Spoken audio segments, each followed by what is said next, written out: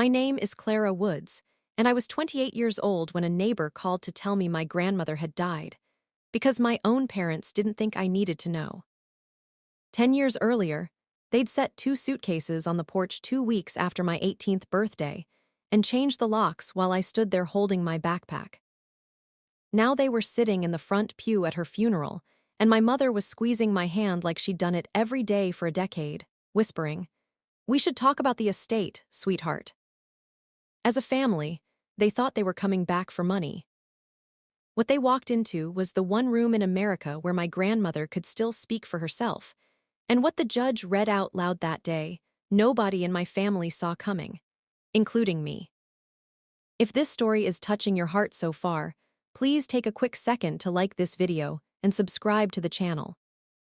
Your support helps us bring more powerful, real-life stories to you every week. I was on shift when Ruth called. I'm a hospice nurse, and that Tuesday in March I was holding a dying patient's hand at 4 in the morning when my phone buzzed. Ruth Delgado had lived next door to my grandmother for 30 years, and she was crying too hard to talk at first. Marlene Woods had died in her sleep, peacefully, in her own bed. Then Ruth said the part that put ice in my spine. "Honey, your parents have known since 7 this morning. I figured nobody told you." It was after 4 in the afternoon, 9 hours. The 2 people who called themselves her family had let me find out from a neighbor. I drove to Nana's house with my hands steady, because hospice teaches you to fall apart later, on your own time. Her porch light was on, same as it clicked on every evening at 7. Taped to the door was an index card in my mother's tidy handwriting, "Contents inventoried. Please do not remove items." Signed, G. And P. Woods. She'd been dead less than a day, and my parents had already made a list of everything inside. I have to tell you what kind of house I grew up in to understand why that card didn't surprise me. On my mother's refrigerator, where other families kept crayon drawings, she kept an invoice, room and board, $150 a month, itemized in blue ink with a running balance. Started the month I turned 16. She was a loan officer, and she ran our family like her desk. My father never argued. He just gave me a small, apologetic shrug from behind his newspaper, like the ledger was a law of nature and not his wife's handwriting. 6 streets over was Nana's kitchen, pancakes, weak coffee, a shoebox of coupons. When I once asked what I owed her for a ride, she laughed until she had to sit down. "Eat your pancakes," she said. "You don't owe me a thing, you never will." Same last name, 2 different countries. I spent my childhood crossing the border between them. In the spring of 2014, when I was 17, Nana had a small stroke. I drove her to physical therapy every afternoon, and that's how I watched my parents move in. My mother showed up at the hospital with brochures for a senior living facility and a realtor's estimate on Nana's house, while Nana was still slurring her words. Nana said no. That should have been the end of it. Instead, I came downstairs one night for water and heard my parents at the kitchen table with a calculator, my mother saying words like petition and guardianship, my father saying, "If you think it's best, Pam."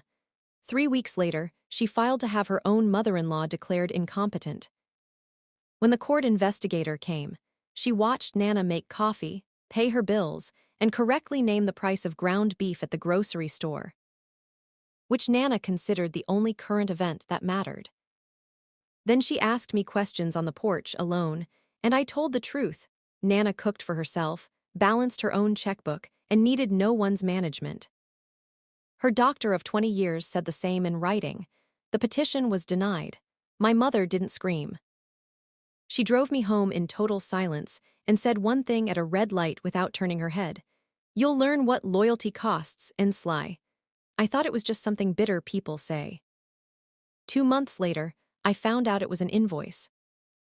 2 weeks after I turned 18, I came home to find my key didn't work, and 2 suitcases packed neat on the porch mat, my backpack sitting on top like a bow. My mother opened the door with the chain still on. "You're 18 now," she said, calm as a woman declining a loan application. "You made your choice in that courtroom. Family is a ledger, and sly, and you are deep in the red."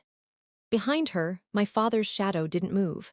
I walked 6 streets in the October dark and knocked on Nana's door at 11 at night. She looked at me, looked at the suitcases, and asked no questions. She just reached past me and flipped a switch, and the porch light came on, warm and yellow. "Love doesn't keep books, honey," she said. "It keeps a light on." That light burned every single evening for the rest of her life, so I'd always know which house was mine. The next 10 years were mostly just long. I lived in her spare room, then a studio above the hardware store.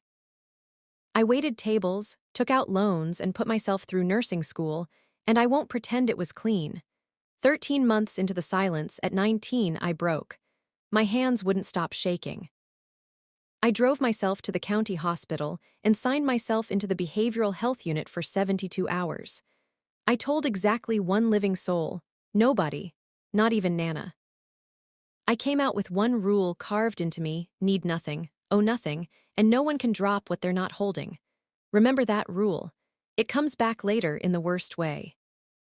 I got my nursing license at 22 and found my way to hospice work. Sunday mornings belonged to Nana's kitchen for the next decade, until October 2024, when she was diagnosed with end-stage congestive heart failure. By irony, the case went to my own hospice agency, just not to me. I was never her nurse. I was her granddaughter. I cooked, I sat, I drove, and I lost at gin rummy on purpose and got caught doing it. That winter, a lawyer named Harriet Cole visited twice, and Nana and Harriet shut the dining room door for an hour each time. "Paperwork, honey," she waved off. But one night near the end, she gripped my wrist harder than she had any business doing and said, "When they come smiling, you let Harriet do the talking first." "Promise me." I promised without knowing what I was promising. 3 weeks later, she was gone. My parents ran the funeral like a campaign event. My mother crying at exactly the right volume. My father shaking hands for a woman he'd tried to have declared incompetent. Then my mother slid her arm through mine at the casket like we'd done it every Sunday, and said, in the same breath as "She looks peaceful," "We should talk about the estate, sweetheart." As a family, I hadn't been family since that October night 10 years before. I said nothing. I'd made a promise about exactly this moment. 2 days later, a letter came from Harriet Cole's office inviting all interested parties to the reading of the estate. My parents wanted to drive me. I drove myself. Harriet read without theater. The trust held the house, the old fabric shop building downtown, investment accounts, cash $3.5 million in total. All of it to her granddaughter, Ensley Woods, sole beneficiary. To her son Gregory and his wife Pamela, $10,000 each, with my thanks for the lesson they taught me in 2014. The room went silent enough to hear the coffee machine. My mother didn't flinch. She took my hand in both of hers and said, warm as a heating pad, "Of course, we'll manage it for you." I said, "No." "Thank you." She kept smiling as she gathered her coat, and that smile scared me more than the index card ever had. It was the smile of a woman with a plan. The first move was casserole diplomacy. A dinner invitation, no business, just family, in a voice I hadn't heard aimed at me in a decade. I knew exactly what it was, and I went anyway, because you can know exactly what someone is and still be starving for them. For 1 hour, it was nice. Then the dessert plates came out, and beside my pie, my mother set down a plastic-bound folder, the Woods Family Wealth Management Plan. Inside was an entire architecture, a family LLC to hold the estate, my parents as managing members, and a monthly allowance for me. A 28-year-old woman who ran night shifts alone with the dying. A signature line waited at the bottom with a little plastic arrow. I closed the folder. "Thank you for dinner," I said. "I'm not signing this." The warmth went out of my mother's face like a breaker flipping. "We tried the nice way," she said. 3 weeks later, a man in a golf shirt served me legal papers at the nurse's station, in front of 2 coworkers and a grieving family. My parents were contesting the trust, undue influence, lack of capacity, and asking the court to appoint themselves interim managers of the estate while it was sorted out. "Manage it for you," dressed up in legal stationery. Everything froze. Then the smear campaign moved through the county the way these things do, not marching, seeping. My cousin Kayla texted that I should do the right thing and share. I typed a reply, deleted it twice, and by the time I looked at my phone again, she'd blocked me. Harriet, as trustee, asked me to move into Nana's house. An occupied house is an insured house, and the first night there, I traced the porch light's wire into the hall closet and found a mechanical timer screwed above the fuse box, its dial notched to 7 o'clock. She hadn't been flipping that switch by hand all those years. She'd bought a machine to keep her promise, and it had kept it every evening for over a decade, through her own dying and past it.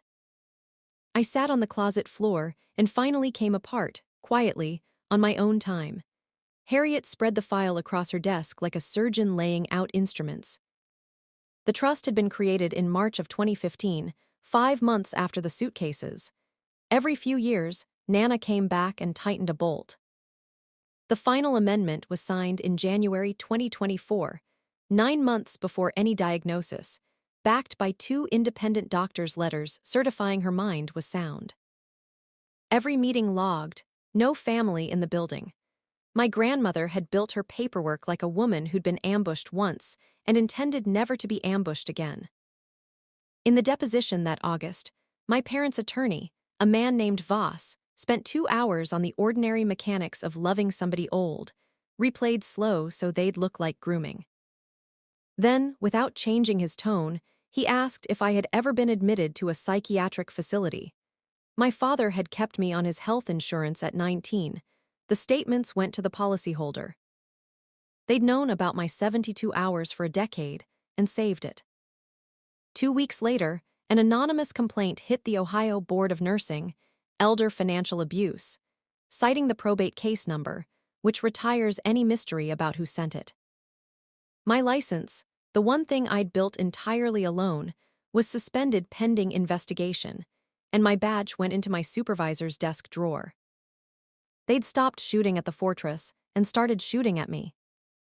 Then came the settlement offer, $700,000, styled as reconciliation.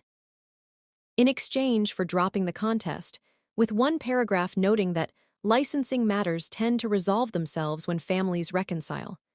Pay, and the complaint evaporates. Fight, and my psychiatric records get read in open court in a county where the paper prints probate news next to the football scores. My own lawyer told me plainly that taking the deal was the rational move. I sat at Nana's green kitchen table with the pen uncapped, actually deciding to sign, when Ruth knocked, Carmen behind her with a pie.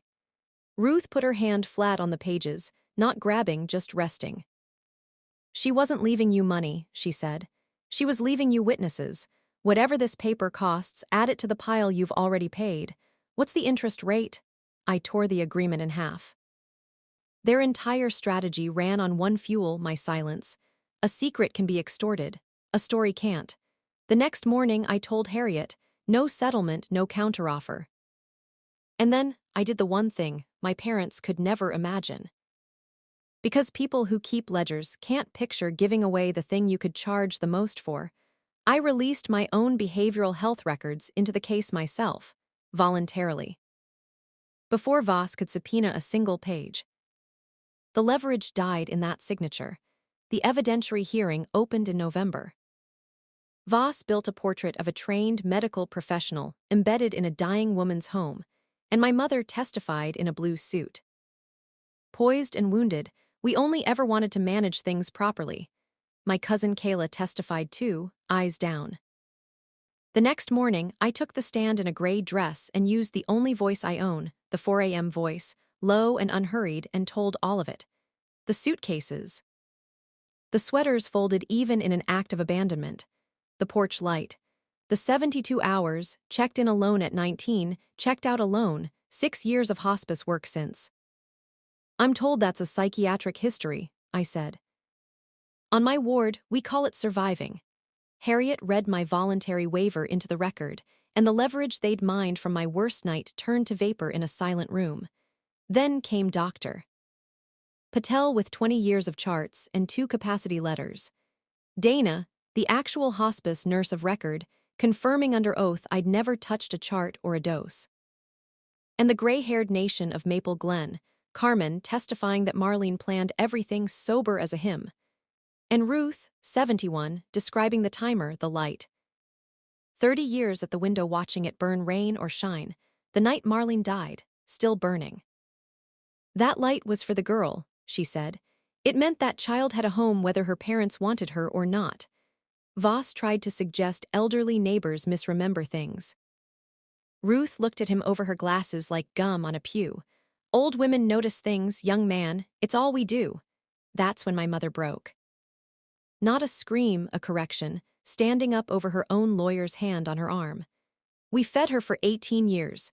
You don't get to walk away from a debt like that. Family is a ledger. 50 strangers and a court reporter heard her say the household religion out loud, in her own voice, unprompted. Judge Marsh came back from recess with a ruling.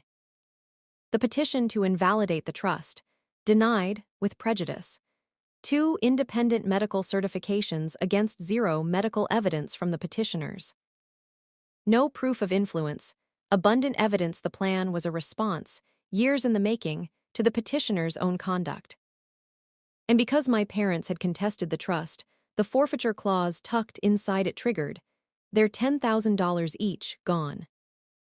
They'd sued for $3.5 million and walked out with less than 0, owing their own legal fees.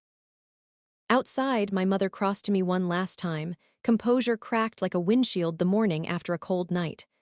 After everything we gave you, she said, not sorry. I answered the way I do when I switch off a monitor that's finished its work. Then, consider us settled. I walked through the doors into the November cold and didn't look back. I won't pretend it was clean. The county paper ran my name and my 72 hours on page 2, sourced from the record I'd opened myself. And for a week people looked at me 1 second too long at the grocery store. That was the cost of taking the weapon out of their hands, and I'd pay it again. That night I found the contact still saved as Mom and Dad, and instead of blocking it, blocking is for doors people might still knock on, I deleted it clean. 6 weeks later, the board closed the complaint as unsubstantiated, and my supervisor handed my badge back with a speech she couldn't finish. The house came fully mine when the appeal window closed. The green table runs full again on Sunday mornings. Ruth, Carmen, weak coffee on principle. The rent from the old fabric shop goes into something we call the Marlene Fund. Respite care and gas money for family caregivers in this county.